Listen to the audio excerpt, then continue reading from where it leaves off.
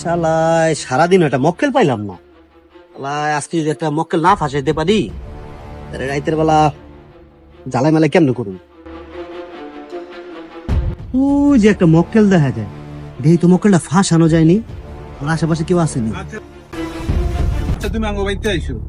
আচ্ছা আসসালামু আলাইকুম চাচা, ভালো আছেন? ওয়ালাইকুম সালাম চাচা, ভালো আছি। কে আপনি? চাচা আমি তো ওই যে এলাকার নতুন, এই অ্যাড্রেসটা চিনতেছি না বাবা, দেখেন তো চাচা একটু অ্যাড্রেসটা চিনেন কিনা।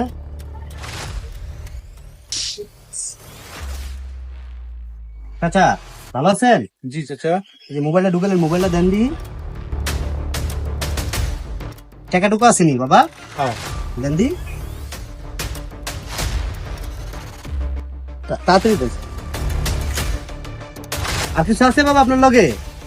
কি আছে বাবা দেখি, আর কিছু আছে আব্বু? এটা কি আর তো কিছু নাই না? না না চল আসি, ইসলাম আলাইকুম চাচা। আসি রে।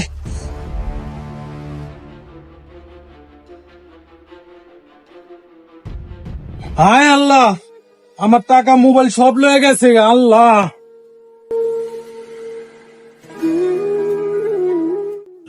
হায় আল্লাহ, আমার সব শেষ, সব কিছু নিয়ে গেছে চাচা।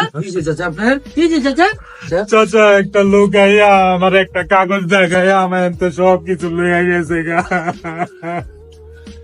কাকা মন খারাপ করে সব আমার শেষ। আপনি দেখবেন না কাকা, আমার মোবাইল মানি ব্যাগ টাকা পয়সা সব লয়ে গেছে গা কাকা। কোন জায়গা তুমি? হ্যাঁ কাকা, বাসা ওই যে দক্ষিণ পাড়। চলেন বাসায় নিয়ে যাই। হ্যাঁ। আমরা প্রতিনিয়ত মানুষদেরকে সাহায্য করতে গিয়ে আমরা নিজেরাই প্রতারিত হয়ে যাচ্ছি। তাই আসুন আমরা নিজেরা সচেতন হই এবং অন্যদেরকে সচেতন করি। கஷ்டப்பட்டு வந்த வண்டா நமது தமிழ தடையில